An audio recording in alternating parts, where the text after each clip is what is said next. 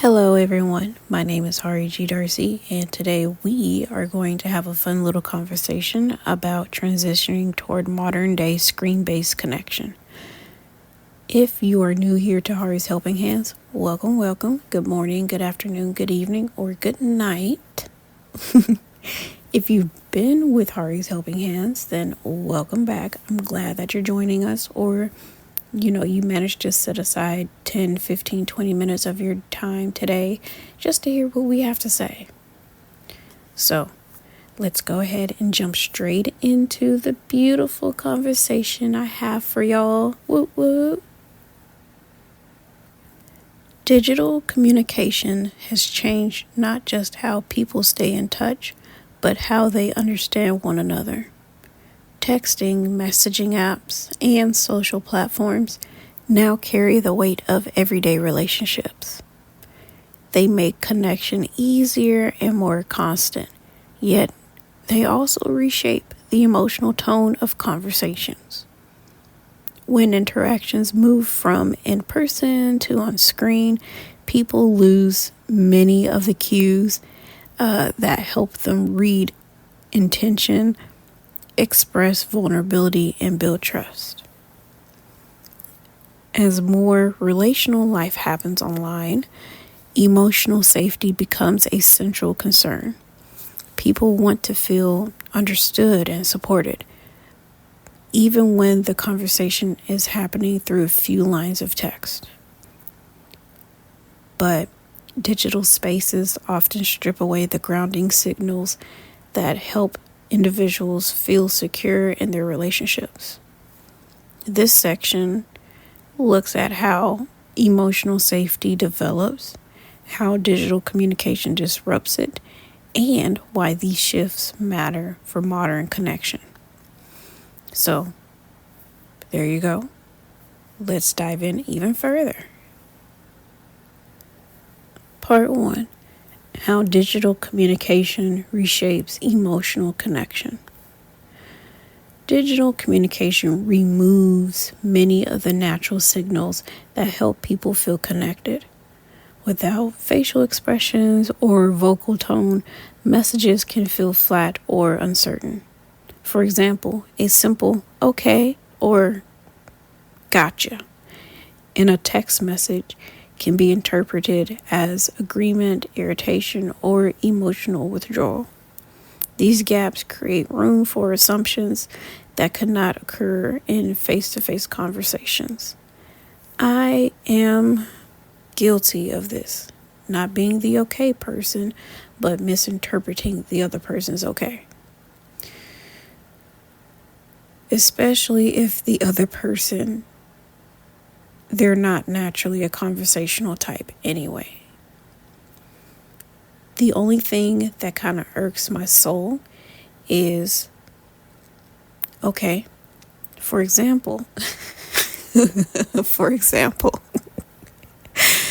so my ex-husband and I were polar opposites, but we're also alike. It's very contradictory. So, we are alike when it comes to surviving, being positive, pushing through, and implementing certain levels of critical thinking. But we're also polar opposites. I'm naturally a talker. I love talking. Sometimes my talking turns into venting. My bad, y'all. I'm sorry. But I get excited when I'm speaking to somebody on the same wavelength, or maybe someone who's smarter than me. Like, I get off on intellectual, intuitive, empathy-based conversations. I would talk to you forever. I wouldn't even drink water. That's how naturally long-winded I am. My ex-husband, on the other hand, he is the polar opposite, at least around somebody like myself.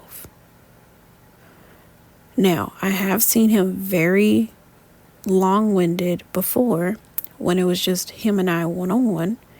I have seen him be very engaged in thorough and hands-on conversations with other people.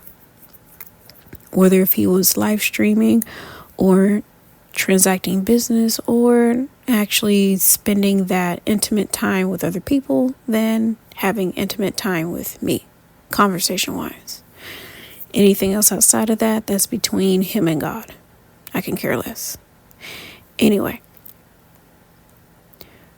when he would send me a text message saying, okay, bet, I got you, that makes me mad. Even now, just saying those things out loud, but knowing his type of personality, I get mad. I'm like, no, where's the context? Where's the emotion? Why aren't you feeling this deep in your jellies? Well, and I hate to say this, but at the end of the day, I cannot force anybody to express their vulnerability if they don't feel safe expressing it to me. I cannot force anybody to change their delivery. If this is how you talk, then this is how you talk. Now, as long as it is respectful, then by all means, be yourself. The moment you're disrespectful, though, me and my favorite skillet will high five your face repeatedly until you become respectful or you remember to be respectful. But all Looney Tune violence set aside, I'm guilty of this. I fall for this trap each and every time, especially with people who are very analytical, black and white, straightforward, direct, blunt, whatever. I hate it when I get an okay message from somebody. I like an actual conversation. I like personality in text. I like to at least read that I'm speaking to a human being and not somebody that's emotionally shutting down because I asked them if their morning was fine. I don't want to speak to somebody that's emotionally unavailable whenever I give them a quick call or I check up on them. It hurts my feelings too, guys. And it makes me question if everybody else around me is like that. I don't want to hold anybody hostage for too long, but I do get lonely too. I do feel some type of way as well. Even if I step outside of my comfort zone and I do something about it, I have feelings. So, whenever you do send that text message to somebody, whenever you reach out to someone, just be a little bit mindful and, of course, communicate with that other person and let them know your communication style so that way the other person won't feel any type of way. Of course, if you establish that relationship in person, physically, then, you're fine. It should be fine anyway. Moving on. Part 2. The rise of texting and social media as primary communication tools. Texting and social media have become the default for many relationships. People use them to coordinate plans, resolve conflicts, and maintain emotional closeness. While these tools offer accessibility, they also encourage fast responses and constant availability, which can strain emotional boundaries and increase pressure to stay connected. Part 3. Why emotional safety matters in online spaces. Emotional safety helps people share openly without fear of judgment or misunderstanding. In digital spaces, this safety is harder to establish because messages are brief, delayed, or easily misread. When emotional cues are missing, individuals may hesitate to express concerns or ask for clarity, which can weaken trust over time. Please, it is okay to video chat people. It is okay to set up offline dates, hangouts, follow-ups, whatever that you need to do. Meet that person in person. It is okay. Now, for long distance relationships, communication is key. Like, you have to amplify your communication in a long distance relationship versus an in-person relationship. Because when you're long distance, anything can go, and you're really and truly basing your trust off of a person's word. I should know. I've been enough already, and I've learned transparency is key. Availability is important to me. Resolving conflict is also important to me. Consistency is very important. I've been in so many inconsistent in-person relationships. If my long-distance relationship is not consistent, I never said predictable, okay? Just because something is consistent does not mean it has to be predictable. It can be unpredictable, but still consistent. Unpredictable as in, hey, I'm sending you a cute video that I made for you. That's unpredictable, but it's a healthy unpredictable. Another good one. Hey, I know that we're super far away, but I noticed that you mentioned that you like eating spicy noodles or your favorite TV dinner. Well, I decided to buy something similar or the exact brand in my local area. I want to have a FaceTime date with you of us eating this food together that you like. Totally unpredictable, but you're still being consistent because you're maintaining a healthy balance with communication. So, there you go. Moving on. The limits of text-based communication. Text-based communication is convenient, but it removes the nonverbal cues that help people understand one another. Without tone, facial expressions, or pacing, the brain has to fill in the emotional gaps on its own. And it often fills them with whatever stress or insecurity a person is already carrying. Therefore, a neutral message like, we need to talk, can feel threatening, or why a short reply can be misread as irritation instead of busyness. Yeah. What many people don't realize is that the brain's threat detection system becomes more active when information is incomplete. When tone is missing, the amygdala works harder to interpret intent, which can heighten anxiety and make misunderstandings more likely. The speed of texting adds another layer. Quick responses encourage emotional impulsivity, leading people to react before they've had time to regulate or reflect.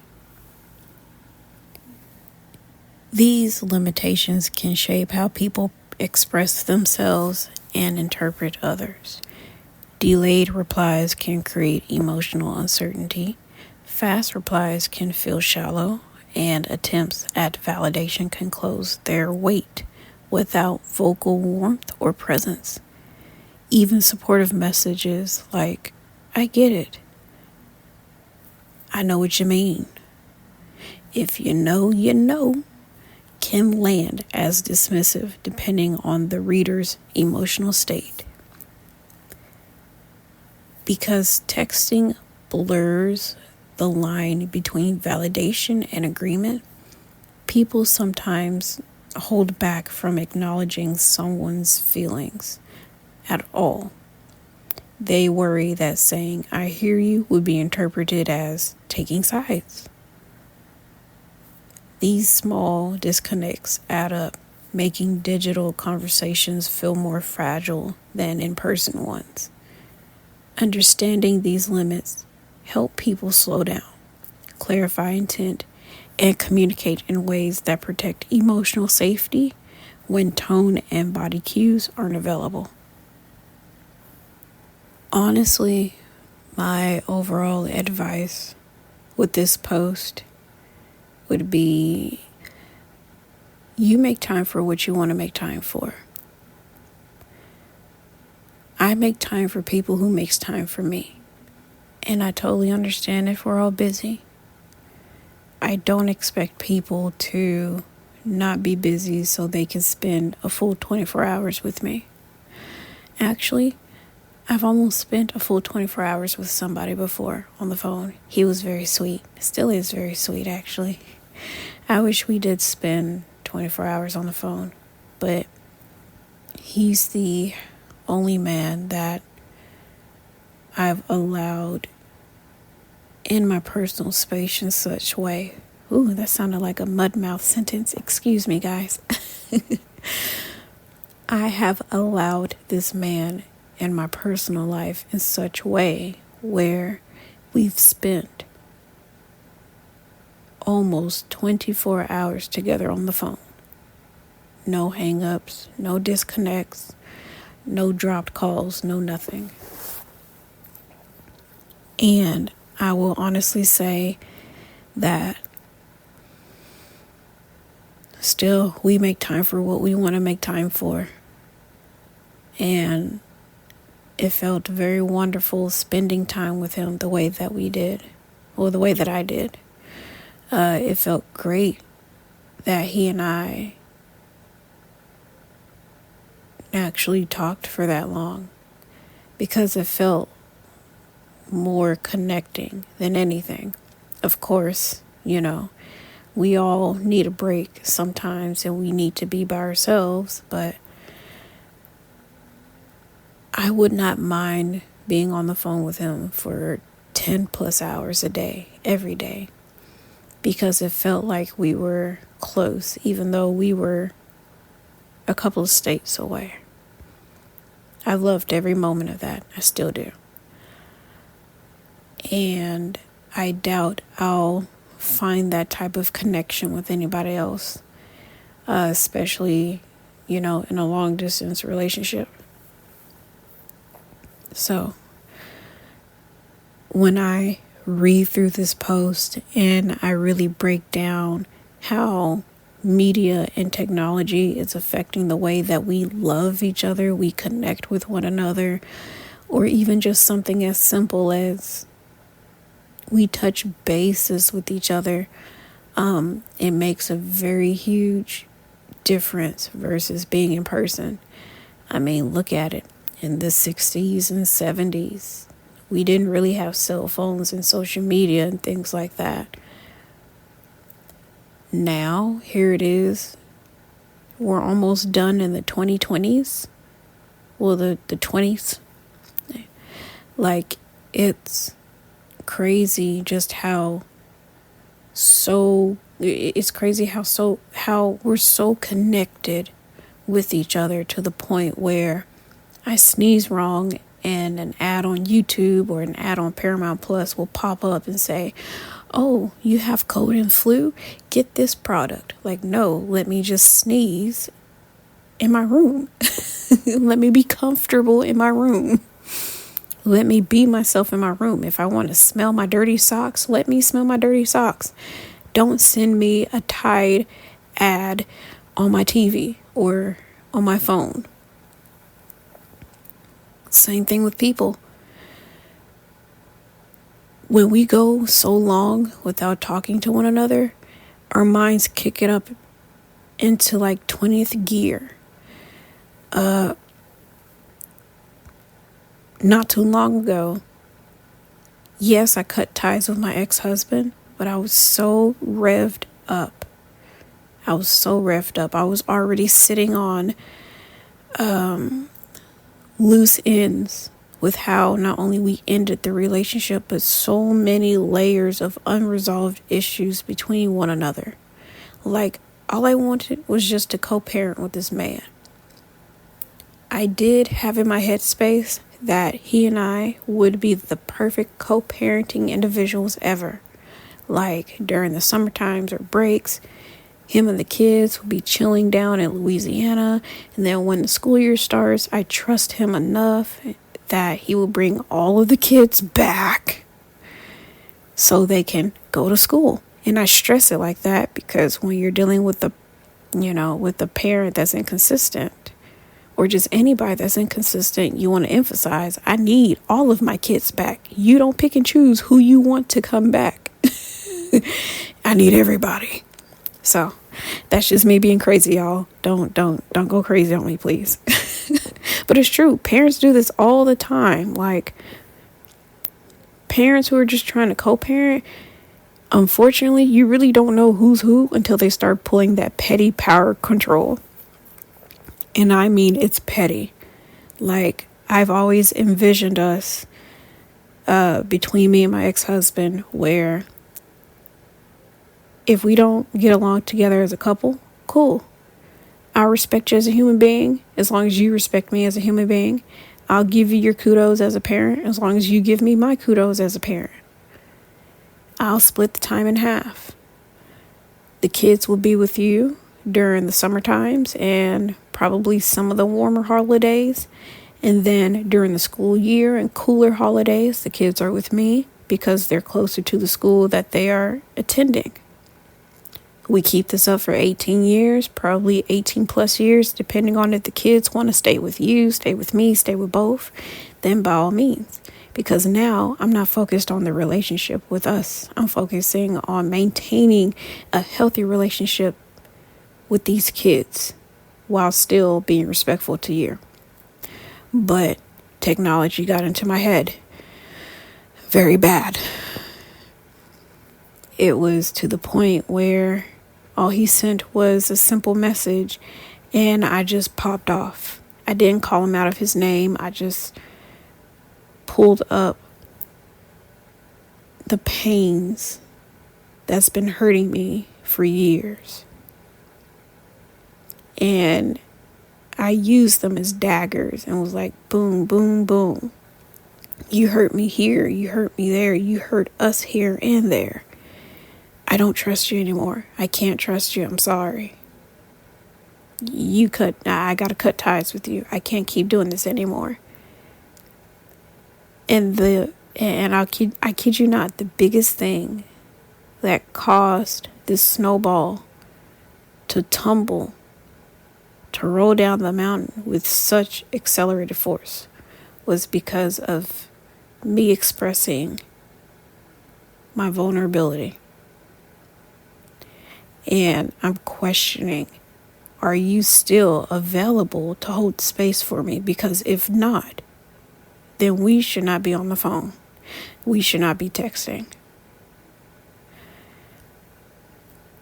The response that I got was like a one-word response. And since then, I'm like, you know what? Grr. So when I wrote this post, I said all that to basically said this. Writing this post and really breaking it down in certain areas, it's making me reflect, and I want to encourage everyone moving forward. First off, take any form of communication with a grain of salt, unless it's one of those very important types of communications where you just don't fumble that at all. Secondly, it is okay to ask for clarification. It is okay to just stop texting completely and call that person, FaceTime that person, video chat that person. If you and that other person don't live too far from each other and you can pull up on them real quick, respectfully, then do that and just ask for clarification. Because all it takes is one wrong message and a heightened emotion, and everything goes poop in handbasket. So Enjoy the technology, but find a balance with it. Don't overdo it. And for those that are in long distance relationships, or you're trying to repair a long distance relationship, if the other person hasn't blocked you or left you on do not disturb, give that person about a week or two to breathe and then circle back around very gently. Try to make it as in person as much as possible. Recall all those times where they were super happy talking to you on the phone. They were, or probably just very mesmerized with seeing your face on a video chat or FaceTime. Do something that's very familiar for them before you just really ask those heavy duty questions, or you communicate what's going on with you. So there you go. Some last minute wisdom for all my beautiful listeners. Thank you so much again for tuning into Hari's Helping Hands. Don't forget to spread the love. If today's article or random long-winded wisdom helped you make sense of your digital relationships or social media habits, I'd love for you to stay connected. Hari's Helping Hands is a nonprofit space built to support anyone navigating the messy, confusing parts of modern life. Trust me, I get it. I'm sharing it with you. We're growing together. Everything here is designed to stay accessible. No judgment, no paywalls, no ads, just learning and reflection at your own pace. And as a fun little reminder, there we go. You can catch new posts every Sunday and Wednesday at 9:30 a.m. Central Standard Time on my Ko-Fi page, as well as every Tuesday and Friday at 9:30 a.m. Central Standard Time on Substack. So either way, the time frame and the time zone is still the same. The days are just a little bit different. If you like to help keep this work forever free, then you can visit our Ko-Fi page and spread the love. Tips and donations directly support our research, writing, and community outreach, making this space possible for everyone who needs it. So, stay beautiful. Remember, you are loved. I appreciate you, and I am so glad that we had this conversation today. Stay safe. I love you. I'm so serious. I love you, okay? You're beautiful to me. I adore you.